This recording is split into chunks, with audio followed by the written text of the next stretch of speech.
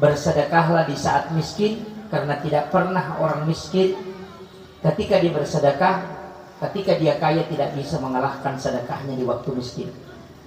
Karena orang miskin ketika sedekah itu pasti banyak nilainya, bukan jumlahnya yang dihitung. Agama itu selalu melihat persennya. Makanya zakat itu 2,5%. Orang punya harta 1 miliar, itu zakatnya tetap 2,5%. Orang punya harta 100 miliar, tetap zakatnya 2,5%. Agama itu bicara persen, bukan melihat dalam jumlah total.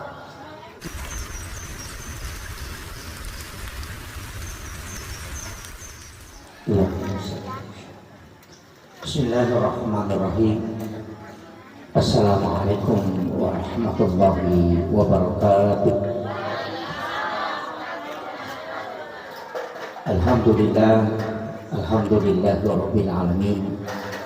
Wassalatu wassalamu ala asyrafil anbiya'i wal mursalin sayyidina wa maulana wa habibina wa syafiina wa ala alihi wa ashabihi wa sahabatihi ajma'in. Allahumma salli ala sayyidina Muhammadin tibbil qulubi wa dawaiha wa afiyatil abdani wa shifaiha wa nuril absari wa diyaiha wa ala alihi wa sahbihi wa sallim. Sahabat-sahabatku semua yang hadir di acara Destino guys, sahabat dari Nahdlatul Ulama, dan terkhusus kepada seluruh pengunjung Warkop Intralokah. Jadi malam hari ini kita bersilaturahmi sambil mendengarkan musik-musik Islami, sekaligus mendengarkan ta'lim singkat. Jadi saya mengucapkan terima kasih atas kesempatan yang telah diluangkan waktu sahabat-sahabat datang di acara kita pada malam hari ini. Alhamdulillah, saya tidak panjang lebar karena acara ini sampai jam 10 malam. Ini sudah menjelang jam 10. Kita sambil nyantai, saya ingin memberikan beberapa nasihat, terutama juga kepada diri saya sendiri. Kita sebagai manusia itu ada 3. Janganlah menjadi manusia yang memberikan beban kepada orang lain. Jadi kita ini ada yang seperti makanan, ada yang seperti obat. Jadi kalau manusia yang seperti makanan setiap waktu dibutuhkan dan bisa memberikan kesenangan. Kalau manusia yang bersifat seperti obat, sewaktu-waktu dibutuhkan. Jadi tidak selamanya dibutuhkan. Tapi janganlah menjadi seperti penyakit yang tidak diinginkan kehadirannya. Dan saya sampaikan bahwa janganlah menjadi seorang yang seperti wasit pemain sepak bola, yang berlari ke sana kemari hanya mencari kesalahan orang. Wasit sepak bola itu berlari mengelilingi lapangan hanya mencari kesalahan orang. Jadi jangan sampai hidup kita ini senantiasa berlari ke sana kemari hanya untuk mencari aib orang lain. Tetaplah melakukan kebaikan dimanapun kita berada, dan sesusah apapun, maka insya Allah jangan menunggu untuk dipuji oleh orang lain. Tapi bumi ini tidak akan pernah diam. Setiap kebaikan yang kita lakukan, alam dan bumi ini akan menjadi saksi untuk kita semua. Jika kita menunggu pujian orang lain, maka kita tidak akan pernah menemukan kesenangan. Tapi ketika orang melakukan kebaikan hanya mengharapkan rahmat Allah, maka insya Allah orang itu akan selalu tenang hidupnya. Kemudian wasiat saya yang ketiga kepada diri saya dan juga kepada sahabat-sahabat, yang paling penting dalam hidup kita ini adalah gunakan kesempatan yang saat ini kita jalani untuk selalu melakukan kebaikan. Bersedekahlah di saat miskin, karena tidak pernah orang miskin ketika dia bersedekah, ketika dia kaya tidak bisa mengalahkan sedekahnya di waktu miskin. Karena orang miskin ketika sedekah itu pasti banyak nilainya, bukan jumlahnya yang dihitung. Agama itu selalu melihat persennya. Makanya zakat itu 2,5%. Orang punya harta 1 miliar, itu zakatnya tetap 2,5%. Orang punya harta 100 miliar, tetap zakatnya 2,5%. Agama itu bicara persen, bukan melihat dalam jumlah total. Itulah sehingga ketika engkau miskin maka bersedekahlah. Ketika orang miskin bersedekah 5.000 karena punya uang 10.000, berarti 50% hartanya disedekahkan. Orang kaya yang punya uang 1 miliar, kalau mau sedekah 50% harus bersedekah 5 miliar, dan itu mustahil. Maka orang miskin itu lebih mudah untuk bersedekah, dan insya Allah itu yang lebih berkah dalam hidupnya. Makanya saya wasiatkan, di saat kita miskin, di saat kita terpuruk, maka usahakanlah bersedekah, karena di saat itu nilai sedekah yang sangat besar. Karena ketika kaya itu berat. Orang yang miskin punya uang 5.000, kalau dia sedekahkan 5.000 uangnya, berarti 100% hartanya disedekahkan. Dan itu mustahil dilakukan oleh orang kaya yang punya uang 10 miliar bisa mensedekahkan hartanya 10 miliar. Makanya orang kaya yang punya uang di bank mungkin 100 juta, kalau mau mengikuti orang miskin sedekah 50%, berarti dia harus keluarkan 50 juta untuk dia sedekahkan. Dan itu sangat berat. Tapi bagi orang miskin 5.000 rupiah itu sangat ringan, padahal nilainya besar di hadapan Allah Subhanahu wa Ta'ala. Kenapa di saat-saat kita susah justru kita harus melakukan ibadah yang terbaik, karena besar nilainya di hadapan Allah Subhanahu wa Ta'ala. Kita hadir dipertemukan pada malam hari ini sambil bersantai, kita ngopi sambil membicarakan perkara Islam. Ini wasiat-wasiat yang saya ingin sampaikan, tidak banyak, tapi saya hanya mewasiatkan bahwa dalam kehidupan kita semua orang punya jatah gagal. Jadi tidak ada orang yang selama hidupnya sukses terus, pasti punya jatah gagal. Maka saya mengatakan, anak-anak muda, selesaikan jatah gagalmu sebelum engkau menjadi orang yang berhasil di hari esok. Kenapa? Karena ketika muda menyelesaikan jatah gagal, nanti di hari tua engkau akan sukses selamanya. Itu kunci sebenarnya. Makanya teruslah berbuat, karena orang yang dikenang itu mereka yang berbuat, bukan mereka yang ngomong. Karena bicara itu sebenarnya tidak banyak hasilnya. Mestinya kita banyak melakukan kebaikan. Dan orang yang banyak melakukan kebaikan itu disebut jasa. Dan jasa itulah yang tidak pernah diambil alih oleh orang lain. Jika kita melakukan kebaikan, tidak akan pernah pindah kebaikan yang kita lakukan itu untuk diakui oleh orang lain. Maka teruslah melakukan kebaikan supaya kita banyak jasa, karena orang yang banyak jasa akan mendapatkan keselamatan bukan hanya di dunia, tapi juga di akhirat. Karena dalam hidup ini kita hanya hidup sekali, tapi memaksimalkan hidup itu untuk melakukan kebaikan, maka itu sangat bernilai. Jadi kita jangan mengatakan saya tidak punya. Semua orang bisa melakukan kebaikan dimanapun dia berada dan apapun posisinya. Ketika kita menunggu untuk menjadi orang yang terbaik kemudian baru mau melakukan kebaikan, itu tidak bisa. Kemudian saya juga wasiatkan, setiap kegiatan yang kita lakukan harus disandarkan sebagai ibadah kepada Allah Subhanahu wa Ta'ala. Jangan sampai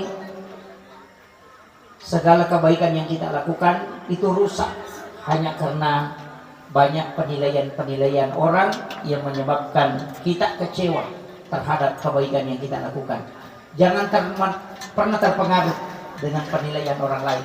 Saya sering mengatakan begini, ketika ada orang iri ketika kita melakukan kebaikan, atau sering orang itu mencaci maki kita, tidak usah khawatir, karena orang yang dicaci maki justru sebenarnya adalah alamat supaya dia bisa doanya mustajabah. Ibu-ibu, ketika ada yang mencaci maki, ketika ada yang menganiaya, sebenarnya itu adalah tiket VIP yang diberikan oleh Allah Subhanahu wa Ta'ala supaya doa kita mustajabah. Kadangkala doa kita tidak diterima oleh Allah karena mungkin banyak penghalang. Maka Allah mengutus orang yang mencaci maki kita. Dan di saat kita dicaci maki, maka kita merasa teraniaya, dan di saat itulah pintu langit terbuka. Dan siapa yang berdoa, maka pasti doanya mustajabah. Jangan pernah melihat cacian orang, tapi lihat itu sebagai tiket VIP untuk doa kita mustajabah di hadapan Allah. Kadangkala orang ketika dicaci justru habis waktunya, energinya menilai cacian orang, padahal dia sebenarnya diberikan alamat, diberikan khususnya supaya dia bisa berdoa kepada Allah, dan itu pasti doanya mustajabah. Karena orang yang teraniaya itu doanya mustajabah. Makanya bersyukurlah ketika ada orang menganiaya kita dalam hal ini mencaci, karena itu adalah alamat bahwa Allah Subhanahu wa Ta'ala menginginkan kita naik ke langit untuk memohon kepadanya. Kadangkala kita menghabiskan energi hanya karena melihat penilaian orang. Orang yang seperti itu hidupnya banyak mengalami penyakit yang menyebabkan hidupnya itu seakan-akan tidak berguna. Maka saya wasiatkan, apa yang kita lakukan pada malam hari ini, tidak semua orang sepakat, tidak semua orang mengatakan itu baik, tapi tetaplah bergerak dengan niat melakukan kebaikan. Dimanapun kita harus senantiasa memberikan nasihat-nasihat. Jangan mengatakan harus di masjid. Dimanapun kita di tempat-tempat seperti ini sambil santai, mungkin kita bisa mendapatkan hidayah, bisa mendapatkan ilmu-ilmu yang bisa kita gunakan dalam kehidupan. Kenapa? Karena hidup ini ilmu itu bertebaran di mana-mana dan bisa diambil kapan dan di mana saja. Jangan mengatakan nanti dakwah itu bisa dijalankan di masjid, tapi di warkop kita juga bisa berdakwah. Di mana-mana kita bisa berdakwah, di mana-mana kita bisa memberi nasihat. Jadi jangan membatasi nasihat hanya di tempat-tempat ibadah, tapi tempat-tempat seperti ini itu bagus. Kita santai sambil mendengarkan nasihat-nasihat singkat, karena itu biasa yang paling bekas.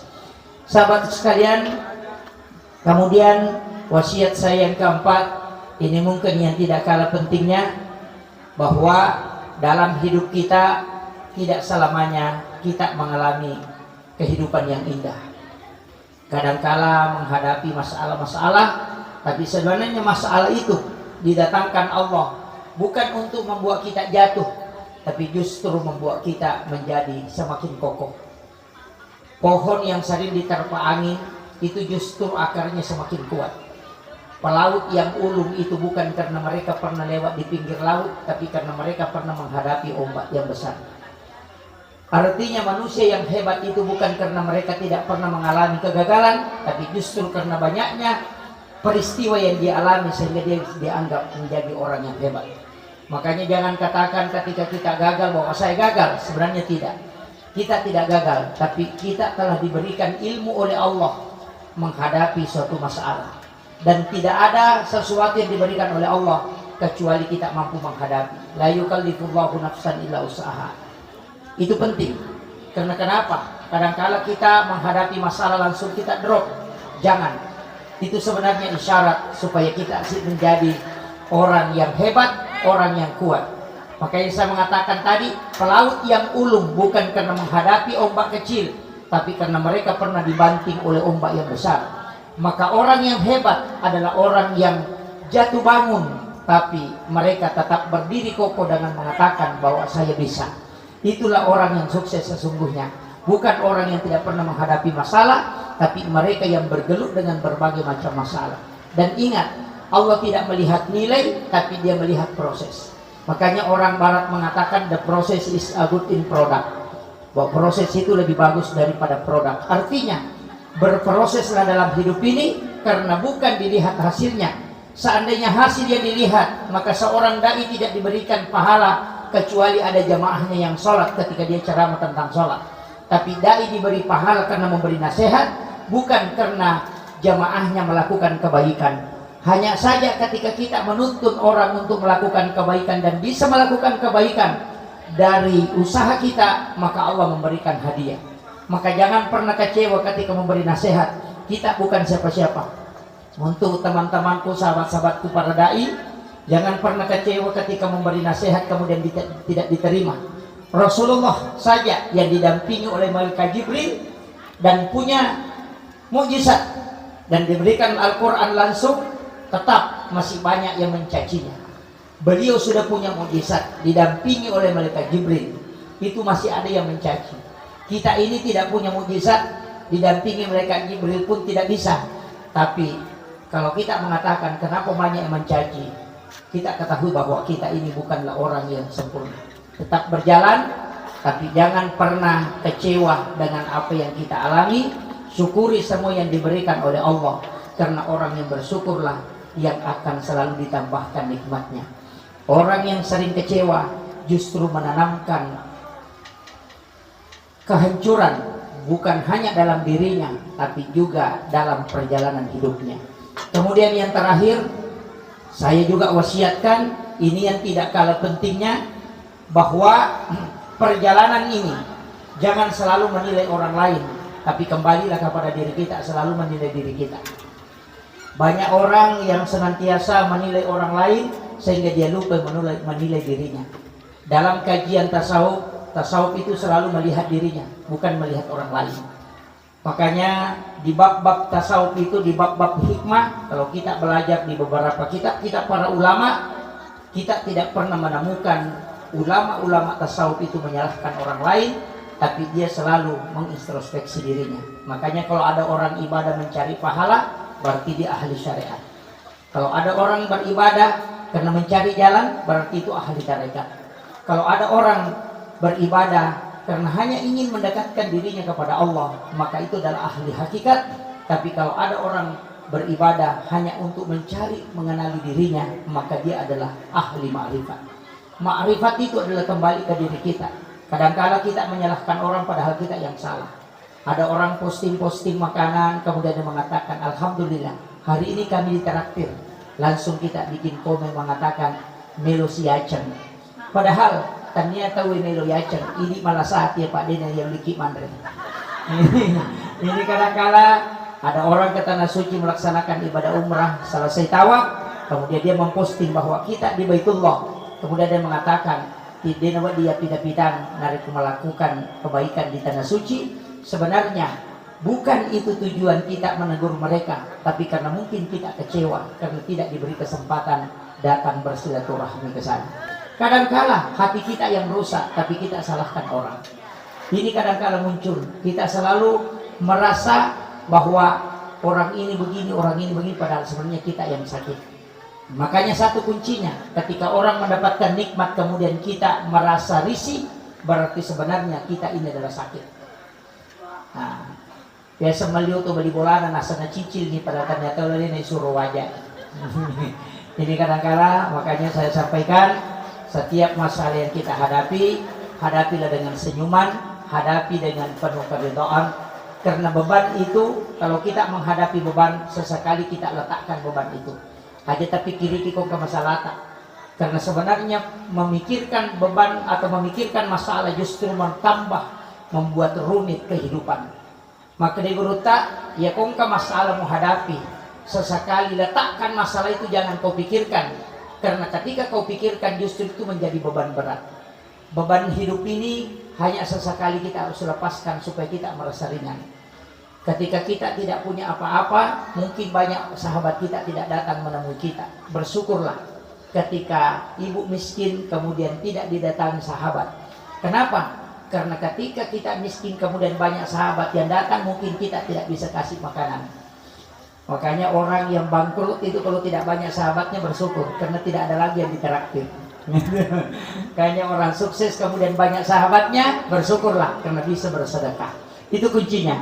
Artinya apa? Hidup ini hadapi dengan penuh senyuman dan selalulah merasa bahwa inilah pilihan terbaik yang diberikan oleh Allah. Dan jangan pernah takut melakukan kebaikan, karena pasti bumi ini akan menjadi saksi selamanya. Saya kira ini yang penting saya sampaikan. Selamat menikmati hidangan yang ada, dan saya juga mengucapkan terima kasih kepada pemilik Warkop Indraloka. Di sini keluarga saya ternyata yang punya. Nah itu, makanya tadi alhamdulillah saya bisa bersyukur bisa datang ke sini. dan sahabat-sahabatku semua, terutama Adinda Akilah. Terima kasih Nanda sudah menyempatkan waktu untuk menyumbangkan lagu-lagu religi, dan juga kepada sahabat Ucok sudah membersamai kami sudah 7 bulan kami bergerak, dan insya Allah bulan depan kita akan lanjut nanti ke Kanda Aspin yang menentukan lokasinya. Insya Allah tanggal 23 Desember itu malam Ahad saya kosongkan, karena itu insya Allah sudah saya kosongkan sampai 6 bulan ke depan untuk setiap kegiatan-kegiatan Destino guys. Saya mohon maaf kepada sahabat, bulan lalu saya tidak sempat hadir karena persoalan pesawat dari Batu Licin itu tidak ada penerbangan hari Jumat, makanya saya tidak bisa bergabung kemarin. Saya mohon maaf pada seluruh sahabat-sahabat karena tidak bisa membersamai bulan lalu. Saya kira ini wasiat saya, dan mohon doakan kami di Nahdlatul Ulama sehingga tetap bisa melakukan kebaikan, dan terutama bisa mendakwahkan ajaran Islam yang rahmatan lil alamin, ajaran Islam yang ramah, yang moderat, dan senantiasa menyampaikan amalia-amalia Ahlus Sunnah wal Jamaah Nahdliyah khususnya di bumi Nenek Malomo. Demikian akhirul kalam, wallahul muwaffiq ila aqwamit thoriq. Nasrun minallahi wa fathun qarib wa basyiril mu'minin. Assalamualaikum warahmatullahi wabarakatuh.